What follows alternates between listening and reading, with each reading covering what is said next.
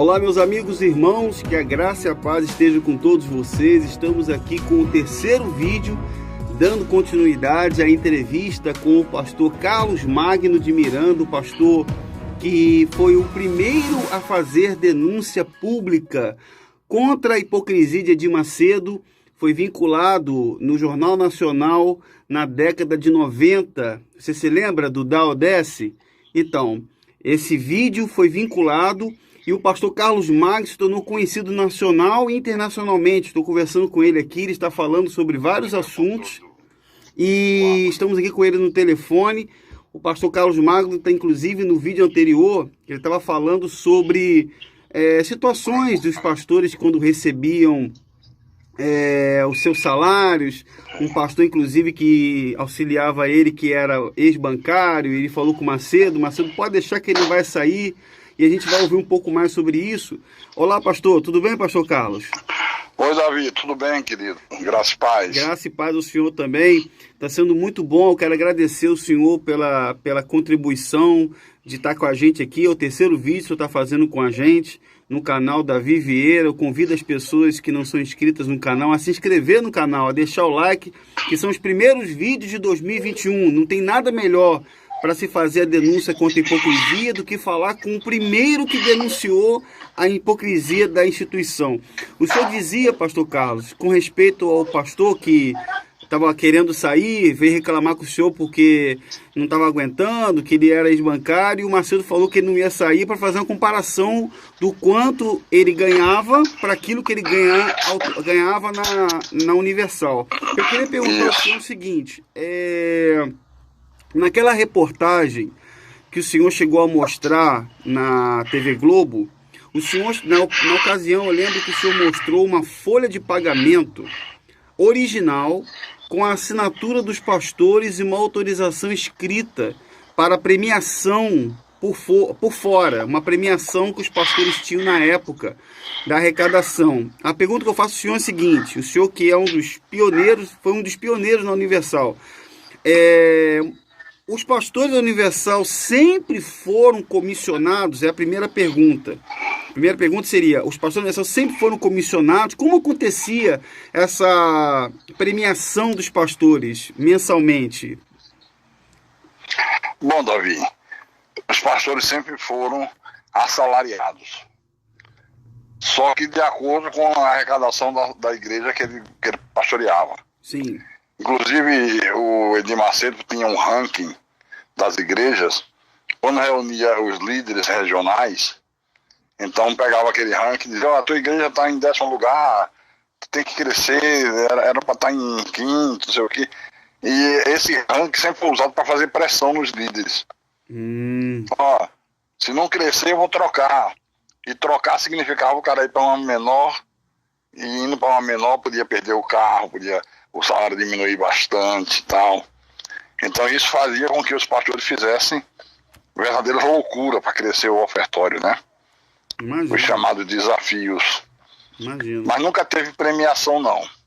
O que houve foi uma mudança. Ele, determinada vez, nós estávamos em São Paulo, reunião com ele, em 2 meses ele fazia reunião com os líderes dos estados.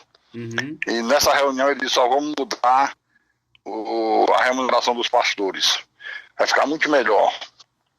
E preste atenção como o cara é um gênio do mal. Eu hoje chamo de gênio do mal. Ele disse: agora o pastor vai ganhar por comissão. Então, por exemplo, o pastor está na igreja que arrecada 15 mil, 20 mil reais, um exemplo. Aí você vê, esse pastor merece o quê? 10%, né? 3 mil, 2 mil. Vocês vão fazer essa avaliação e passar para mim, ele disse, né? Agora, vocês, eu é que vou determinar. E vou começar a determinar a partir de hoje. Vou conversar com cada um em particular, cada um vai me dizer quanto é que o Estado arrecada. Resumindo, porque ele fez também comigo isso. O pastor que era pastor regional, como eu era no início em Norte e Nordeste. Então ele dizia: quanto é que arrecada o Norte e Nordeste? Arrecada R$1 milhão por mês, um exemplo. Aí ele estipulava, então tu vai tirar 3% da arrecadação, mas não era da arrecadação bruta, do que mandasse para ele. Sim. Entendeu a genialidade diabólica do cara? Entendi.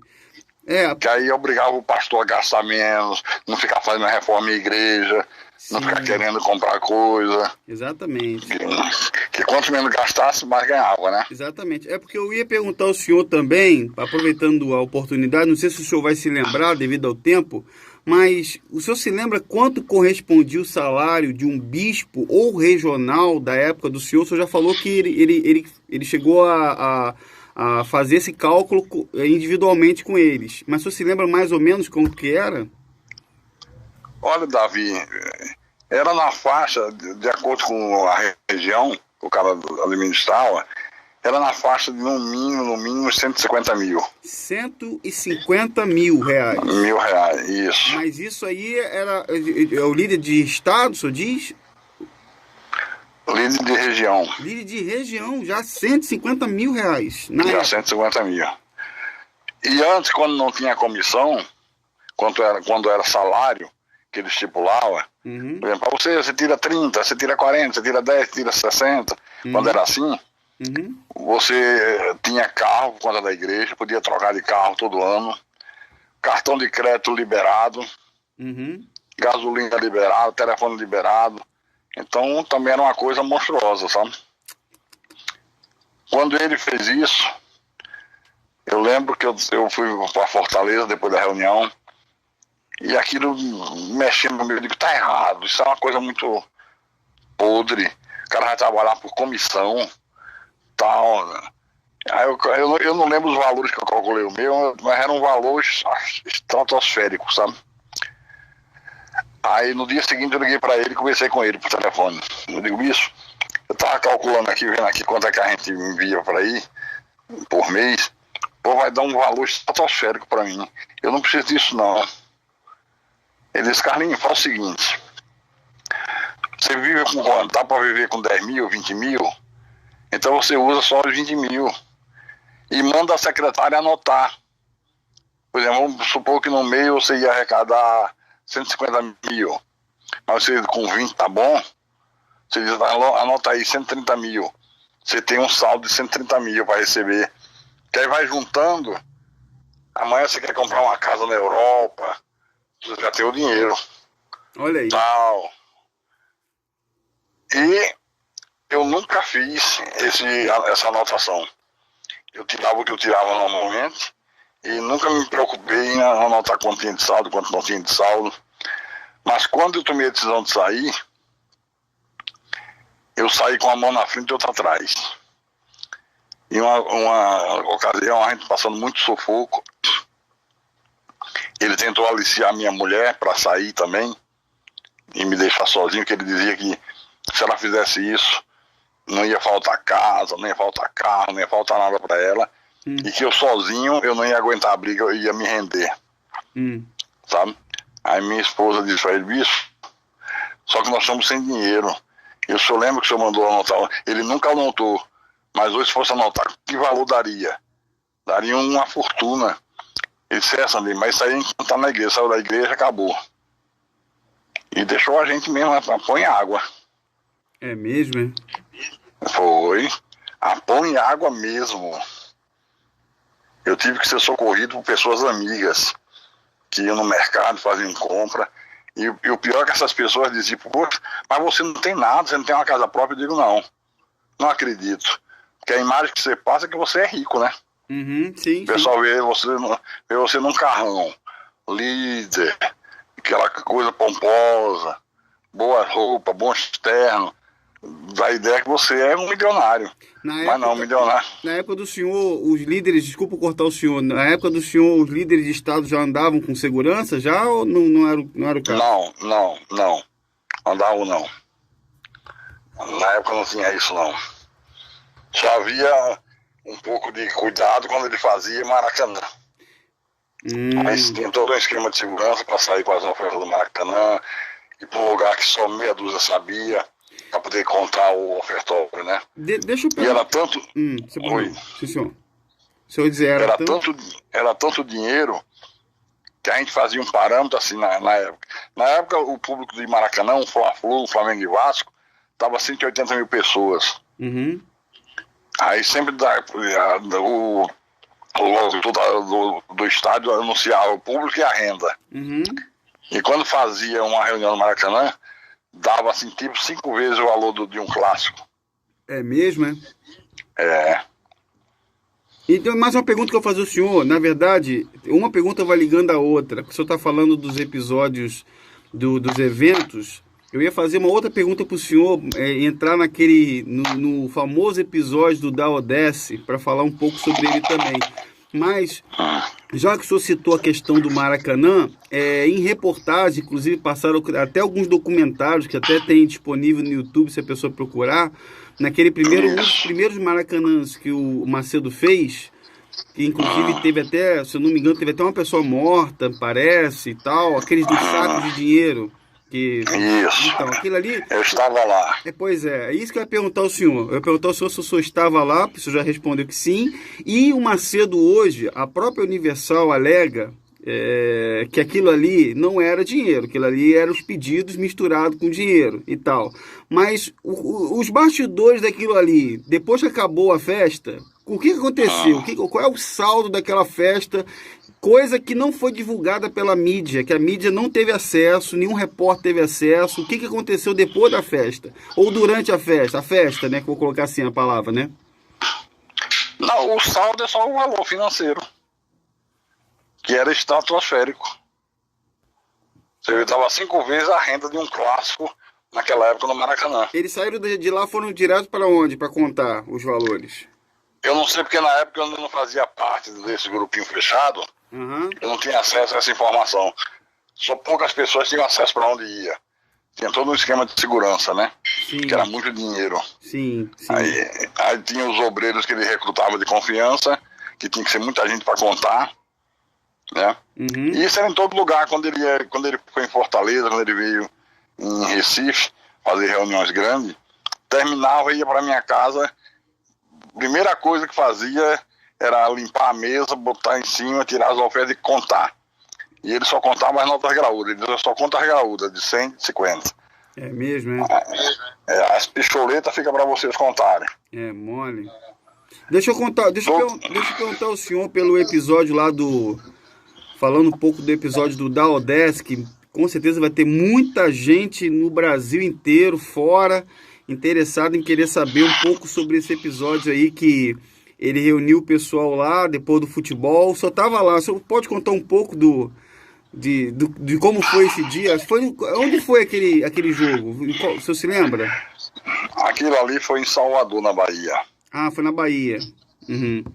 Foi, a gente tava no hotel, fazendo reunião de líderes. Uhum. E naquela época, eu já tava desgostoso, sabe? Sim.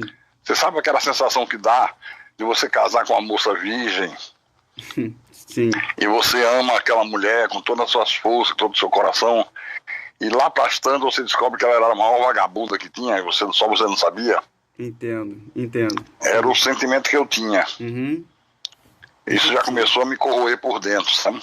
Sim. Exatamente essa visão que Deus me deu. E eu sempre gostei de filmar. Eu sempre tinha uma câmera, onde eu ia, levava a minha câmera. Tanto que você tem um vídeo que também foi publicado pela imprensa, lá em Nova York, quando termina uma reunião numa igreja pequena, tá todo mundo no fundo da igreja, não tinha mesa, não tinha nada ainda, contando a oferta no chão. Sim, eu lembro desse vídeo. Eu filmei. E quando eu filmei aquilo, o Gonçalo disse, bicho, o carro tá filmando, pode filmar isso? Esse pode, carro não tem problema não. Olha só. Então ele nunca desconfiou que eu pudesse um dia filmar para usar. Mas e eu nunca filmei com essa intenção não. Esse de Salvador eu já filmei para arrecadar provas. Uhum. A gente estava no hotel, a determinada hora fomos bater um futebol society. Uhum. Acabou o futebol, sentamos ali na beira do campo e ele começou a falar, como sempre, arrecadação, incentivando a arrecadada, mandando os pastores dos estados dar exemplo. O que é que você está fazendo lá que está dando certo? Aí passava para os outros faziam também. e eu tô com a câmera gravando todo mundo vendo. Sim, eu lembro que, se o senhor me permite, eu lembro que numa entrevista que ele deu recentemente, ele deu uma entrevista, não foi tão recente, mas ele deu entrevista para o Roberto Cabrini, que agora é funcionário da Record. Ele, né, ele deu entrevista pro Cabrini e, não, o curioso é que a maioria dos jornalistas que fizeram reportagens na Globo contra ele, grande parte está trabalhando para ele hoje, né? Inclusive, inclusive até o saudoso Marcelo Rezende, o saudoso repórter Marcelo Rezende, fez aquela reportagem que está, inclusive, no vídeo da TV Globo em que o senhor está falando também, falando que ele foi até os tempos da Universal, etc e tal. Bem, beleza. Aqui o Roberto Cabrini fez uma reportagem, foi no Templo de Salomão e perguntou a ele sobre o lance lá da Odessa e ele disse que aquilo ali foi bom porque ele ficou conhecido. O que o senhor acha disso? Eu assisti. Ele é muito canalha, o Edir Macedo, sabe? E eu falo isso, não é por uma mágoa pessoal dele. Não, mas sim, não, porque ele foi muito meu amigo, eu fui muito amigo dele. Sim, sim. Meu problema é espiritual. Sim. Porque às vezes a pessoa pode dizer, parece que tem alguma mágoa, quer se vingar. Vingar de quê? Sim. A vingança pertence ao Senhor, pertence a Deus. Exatamente. Agora, eu só me senti bem quando eu testemunhei para o mundo inteiro o que é aquilo ali. Exatamente. Eu me senti aliviado. E quando eu contei o que eu contei, tem gente que disse que eu ganhei dinheiro da Rede Globo, né? Eu não sei se teria ganho. Eu não sei se teria ganho, se houvesse possibilidade, se ela pagaria. Mas não teve essa história. A Rede Globo foi Deus que colocou ela no meu caminho, porque você sabe que é difícil, né? Sim, com certeza. Ter acesso à Globo. Mas foi quando eu saí. Já tinha uns 3 anos que eu tinha saído. Aí um dia eu chego no meu trabalho, que eu tinha montado uma loja em Recife, eu e minha esposa. Eu cheguei para trabalhar e comprei a revista Isto É, e tava como sempre aquelas matérias que de vez em quando a imprensa faz contra eles, né? Só que na matéria dentro tinha um quadrinho que falava, e eles perguntavam ao advogado universal, e aquele pastor lá de Fortaleza que denunciou? Aí o advogado disse, aquele ali deu nada não, tu é um mentiroso, só fez mentir, foi desmascarado. Aí eu peguei, na mesma hora o telefone, liguei para a revista em São Paulo. Aí me identifiquei, o cara disse, vou passar pro senhor, pro diretor que fez a matéria. Eu conversei com ele. Aí eu digo, olha, eu estou muito chateado porque eu não fui ouvido. Ele disse, olha, nós tentamos ouvir o senhor, mas não encontramos o senhor. Ninguém dizia ao seu endereço. E realmente, na época eu estava fora da mídia, ninguém tinha conhecimento de onde eu morava, com quem morava, onde eu estava. Até aí tudo bem. Aí ele disse, mas por que o senhor está tão zangado? O que é que houve? O que é que o senhor denunciou? Que eu comecei a contar pro cara. Aí o cara disse, mas o senhor tem prova disso? Eu digo, tenho prova, tudo documentado. Ele disse, então vamos fazer o seguinte, me dê meia hora que eu vou lhe dar uma resposta. Tá bom. Não passou nem 10 minutos, o cara ligou, já dizendo que já estava com as passagens na mão para ir para Recife, para fazer uma entrevista comigo pela revista. E no outro dia ele chegou lá em Recife, foi fazer uma entrevista simples, passou uma semana e a matéria acabou sendo a matéria de capa da Isto É. Aí onde é que entra a Globo? Quando eu estava fazendo a entrevista, eu peguei umas fitas que eu tinha e mostrei pro cara. Inclusive essa da Odessa. Aí ele disse assim, pastor, isso aí é tudo que o Brasil gostaria de ter, de ver. Porque se fala muito, mas ninguém mostra nada. Por que você não procura a Globo? Eu digo, eu não tenho conhecimento de ninguém de Globo, não. Ele disse, eu também não tenho contato com eles, não, tal. Aí ficou por isso mesmo. Aí tinha uma advogada em Recife, a doutora Roberta de Abreu Lima, que eu tinha posto como advogada da Igreja Universal, e depois ela saiu. Ela ficou muito minha amiga e me deu muito apoio na época da minha saída. Então, eu conversando com ela, digo, olha só, o pessoal falou isso. Aí ela disse, pastor Carlos, eu tenho uma amiga minha que é médica, e ela é vizinha de Francisco José, que é o repórter daqui de Recife que fez a matéria. Muito premiado na imprensa, né? Aí ela disse, espera aí que eu vou ligar para ela. Daqui a pouco ela volta, pastor, já conversamos com ele. Tá marcado amanhã 8 horas aqui na minha casa. Traga a fita. Aí eu fui. 8 horas em ponto, Francisco José chegou. Aí conversou rapidamente. Ele disse, olha pessoal, vamos ver o que vocês têm para me mostrar. Aí fomos passar lá, ela botou a fita, o cara... Ele assistiu uns 5 minutos e disse, tá bom, pode desligar, tá, para mim é suficiente. Aí disse assim, olha, eu vim porque eu sou um repórter premiado que nunca deixou de conferir uma fonte.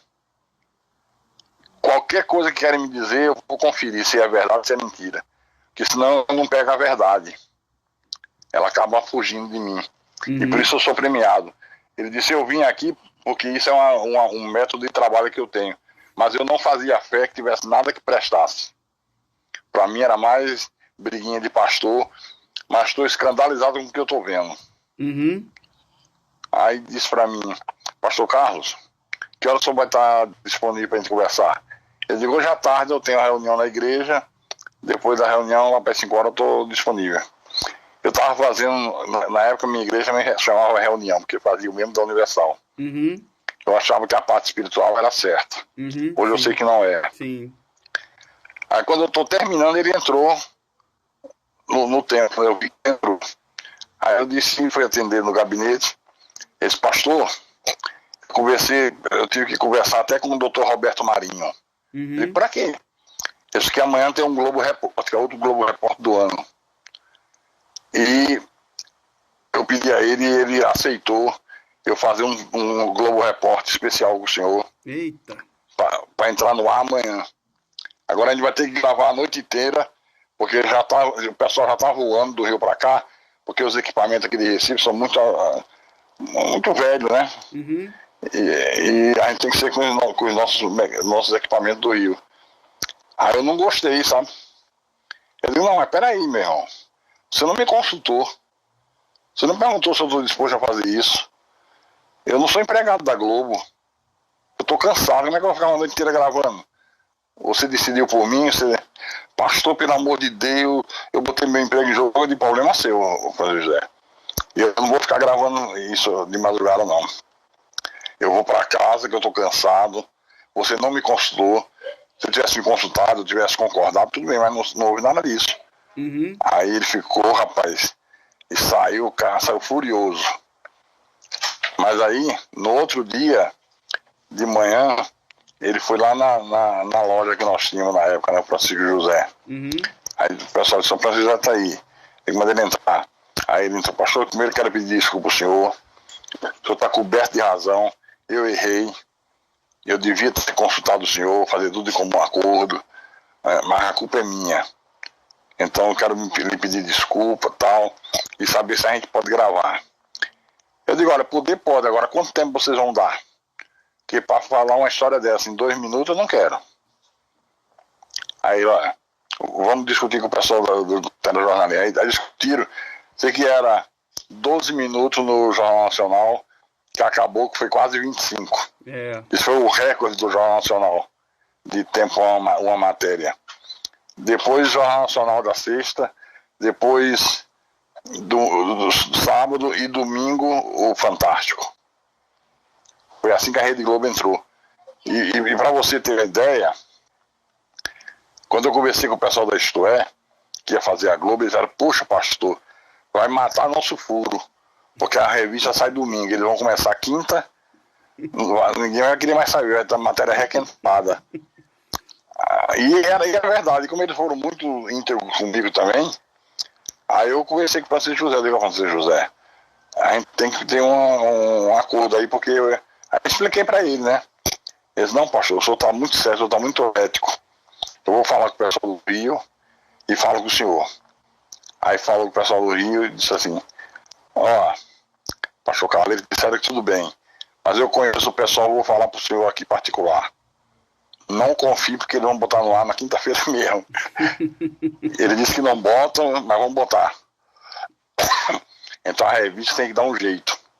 Ele só nunca comente isso, porque senão isso me prejudica. Ele, tá bom. Aí eu conversei com a revista e a revista antecipou o lançamento. da revista Nas Bancas, para poder não ser prejudicada, sabe? E eu fui gravar com ele e disse, olha, Francisco José, eu gravo, mas as fitas ficam comigo, para eles não soltarem de imediato, sabe? Porque ele disse, o senhor faz isso, porque senão, se uma fita dessa cair na mão deles, eles soltam. Aí eu gravava e ficava comigo as fitas. Só soltei as fitas na quinta-feira de manhã, porque ficamos uma semana gravando. Então a Globo entrou assim. Podia ter sido a Record, podia ter sido a Bandeirante, podia ter sido qualquer uma. Entendeu? Sim. Foi uma coisa... Deixa eu perguntar uma coisa ao senhor. Dentro desse assunto, o senhor está falando sobre... Estamos falando aqui com o pastor Carlos Magno, só para poder a gente relembrar. O pastor Carlos Magno, que foi um dos pioneiros, líderes da instituição Universal na década... No início da Universal, né? Foi o primeiro a fazer a denúncia pública diretamente contra as hipocrisias do Macedo. Ele está contando um pouco sobre o episódio da Odesse. E naquela reunião que você encontra, o Macedo fez, né, depois do jogo de futebol, em que ele fala, quem quiser dar, que dê, quem não quiser, que se dane, dá ou desce. Ele fala aquela frase muito famosa pelo Macedo. Agora, uma outra coisa que me chamou a atenção também, nas entrevistas que o senhor já deu, outras oportunidades que o senhor chegou a falar, falando ainda de reunião que o Macedo fazia com os líderes, uma coisa que o senhor falou, pelo menos está escrito lá nos jornais, etc e tal, na Observatório da TV e outros que foram feitos lá, eu queria confirmar com o senhor e o senhor pudesse me dizer um pouco sobre isso. Falando das reuniões do Macedo, eu queria entender um pouco, quando o senhor, parece que o senhor fala que o Macedo em reuniões só para pastores da liderança, bispos, ele se utilizava, se eu estiver errado, o senhor me corrija, por favor. Ele se utilizava de pornografia como exemplos nas suas reuniões. Como é que isso acontecia? Era isso mesmo? Você vê, hoje eu posso dizer que ele é um maníaco sexual. Por quê? De 2 em 2 meses se reunia no hotel ou no Rio, em São Paulo, os líderes dos estados. Mas poucos tinham a intimidade de sentar na mesa com ele. Aí ficava aquele grupinho, eu, o Gonçalves, Paulo Roberto, Rodrigues e ele. E os outros estavam tudo espalhados. Esse grupinho, e ele adorava puxar assunto de sexo, sabe? É mesmo, né? E como os pastores eram tudo puxar saco, como a gente diz na linguagem de hoje, pegavam pilha. Pegava um pilha e começava a contar até sobre as particularidades. Como é que a mulher gostava, como é que não gostava. Que isso. E eu ficava, meu irmão, eu tinha esse estado de choque. Aí o Gonçalo dizia, conta aí, Carlos, não tem nada para contar não. Aí ele dizia, Carlos é a Madre Teresa de Calcutá. É mesmo, é? Me chamava de Madre Teresa de Calcutá. O santo, né? O santo. O santo. Eu ia pro quarto do hotel, conversava com minha mulher e dizia, eu tô pasmo, olha só os assuntos lá de baixo. Ela dizia, não é possível. Depois eu digo, acho isso muito errado. Aí na época que eu estava em São Paulo, como bispo do Brasil, ele marcou uma reunião com a liderança do Brasil e mais alguns pastores que não eram líderes, mas de São Paulo, de igrejas grandes. E fomos para um hotel fazenda. Aí passou a primeira noite. Na segunda noite ele reservou o espaço do auditório onde o hotel passava filmes, né? Aí, determinada hora, ele primeiro falou sobre as igrejas, que é importante crescer, como sempre. O assunto é sempre esse, crescer, crescer, crescer. Ou seja, arrecadar. Aí daqui a pouco ele disse, olha, muitas esposas têm reclamado comigo que os maridos estão trabalhando muito. E quando chegam em casa só querem cama, dormir. Não dão mais nada. Está prejudicando o casamento e tal. Então eu vou dar uma ajuda hoje. Agora preste atenção, vocês são tudo maduros, adultos. Se alguém falar, eu nego. Vai ficar como mentiroso. Aí então é pro bem de vocês, tá? Aí isso é uma surpresa. Aí mandou apagar as luzes da sala. O Ronaldo Didini, que estava no projetor, ligou o projetor. E, para surpresa de todos, era um filme pornográfico. Mas filme pornográfico para os bispos. Quem que estava assistindo esse filme na época, você lembra? Todos os líderes do Brasil e mais uns 30 pastores de São Paulo. Agora a liderança popular mesmo, estava eu, Gonçalves, Rodrigues, Renato Maduro, Paulo Guimarães, fora os outros dos estados e mais uns 30 de São Paulo. Mas da pior espécie. Meu Deus do céu. Da pior qualidade. Passou uns 10 minutos. Aí com 10 minutos ele desligou e falou, agora vamos pro quarto. Que vai funcionar, veja só. Quer dizer que ele promoveu um filme pornográfico para os bispos, pastores, como formas de estímulo para eles ficarem mais ativos sexualmente, seria isso? Superar o cansaço. Um Viagra à la Macedo.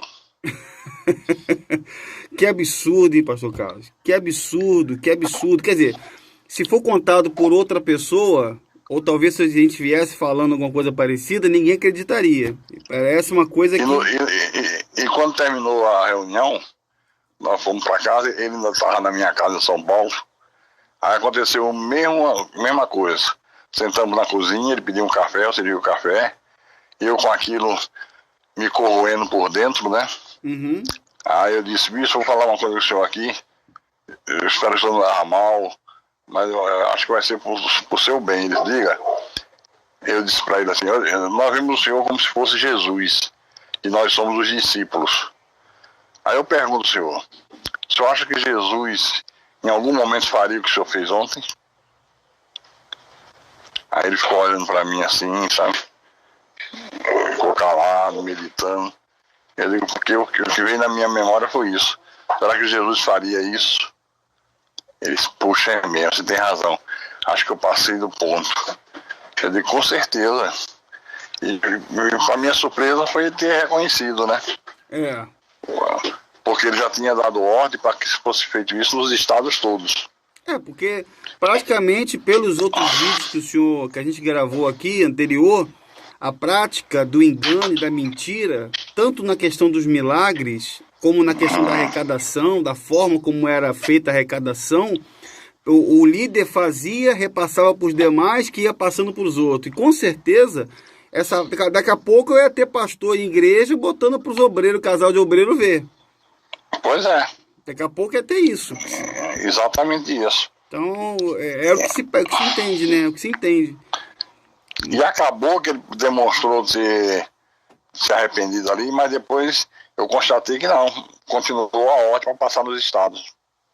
É mesmo, né? E foi feito nos estados. Só não foi feito onde eu estava como pastor líder. Porque eu não tive essa coragem. Eu não tinha coragem de fazer um negócio desse de jeito nenhum. De maneira nenhuma. Mesmo antes de ser pastor. Deixa eu citar entrar numa questão aqui, mudando um pouco o foco da questão da pornografia, que o Edir Macedo mostrou para os regionais bispos. Eu queria falar um pouco sobre o que aconteceu 2 anos depois, porque a gente estava falando no início do vídeo sobre o episódio do Dow 10.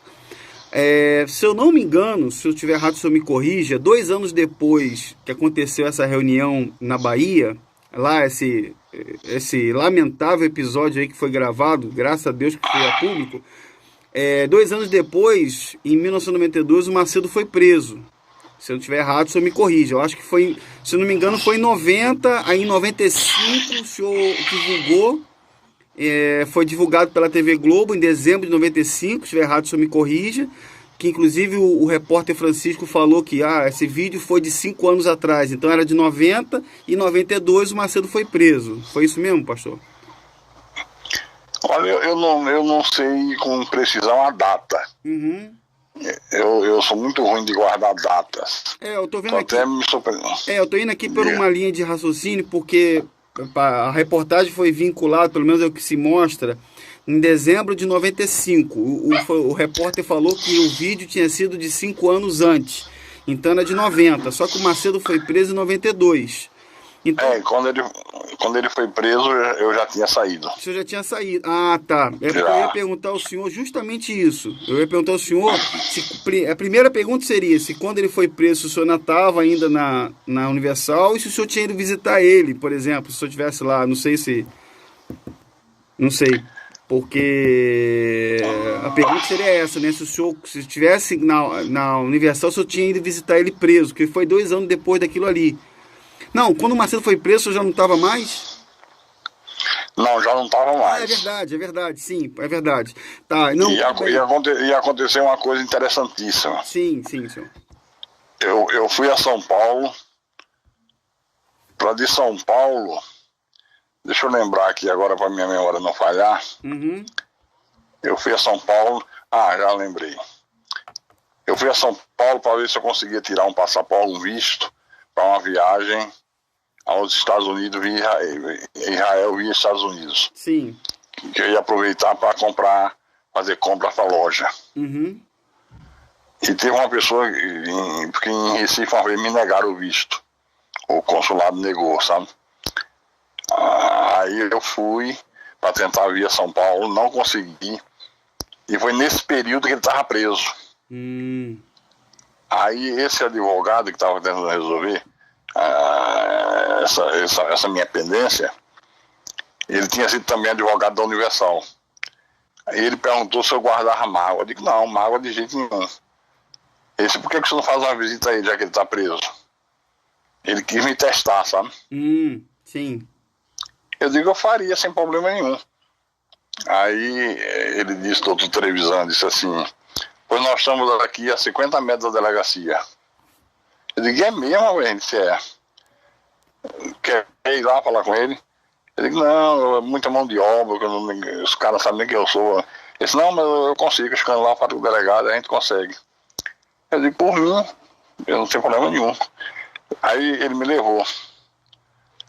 Aí quando eu cheguei lá, a primeira pessoa que estava na frente foi a esposa dele, a Esther.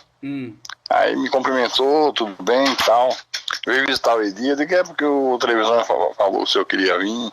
Na verdade o cara queria me testar, que ele não era de igreja. Tipo assim, fala de misericórdia, de perdão, na prática eu não pratico nada. Sim. Aí eu fui, entramos. Aí eu pensei que ia encontrar ele dentro de uma cela, com grades, com tudo. Não, ele tinha uma sala reservada para ele, com ar-condicionado, computador, uma cama. Aí eu entrei, cumprimentei ele, tudo bem, bicho, tudo bem. Aí ele disse, tudo bem, como é que estão as coisas? Eu digo, tudo bem, tudo tranquilo. Aí ele disse, malandro, isso aqui vai ajudar até a tua igreja, vai arrebentar por lá pelo Nordeste. Eu digo, como é que é? Ele disse, isso vai arrebentar é crescer, né? Vai dar crescimento até pelo Nordeste. O cara tá preso e tá pensando em arrebentar e arrecadar mais dinheiro em cima tirar proveito da prisão, né? Só pra gente esclarecer aqui, então, o que a gente já tinha falado aqui, o senhor tá dando mais base para isso, que essa prisão do Macedo, a foto dele que eles fizeram, ele sentadinho lá, coitadinho, atrás das grades. Aquilo ali foi tudo armado. Aquilo foi tudo armado? Tudo armado. Quer dizer que não foi nada daquele jeito? Não foi nada daquele jeito, não. Aquilo ali foi só para divulgar na mídia. Deve ter pago, né? Não deve ter sido de graça nem barato. Promoção, né, o senhor diz, né? E para dar uma de Marte, né? Isso. Não, ele tava numa sala muito confortável, computador, tudo de bom, geladeira, não faltava nada. Mole, rapaz. Melhor do que a sala do delegado. Não, porque eu vou entrar depois no mérito de um assunto muito interessante, depois a gente vai entrar para falar sobre o filme Fantasia dele. Inclusive, eu vou falar depois desse filme, porque o senhor foi citado nesse filme, mas depois eu vou falar. O senhor vai achar interessante que a gente vai comentar sobre isso aí.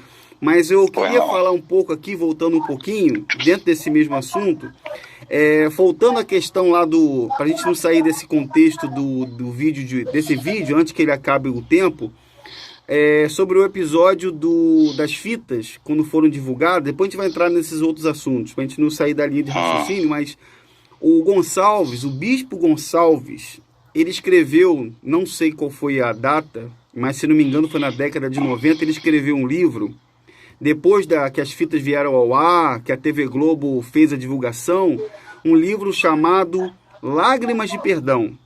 Ele fez esse livro onde ele se julga perseguido de forma implacável pela TV Globo, devido à série de reportagens que foram feitas na época e as imagens que foram vazadas, inclusive imagens que mostram ele no corredor de um hotel, se não me engano, se eu me confirma isso, um hotel 5 estrelas, eu acho que foi em Jerusalém, se não me engano. Foi eu que filmei. Foi o senhor que filmou.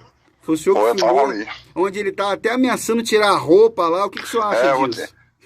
Tava ele, tava o filho do Vieira Laprovita, tava a dona Vera, minha esposa, e a esposa do Gonçalves.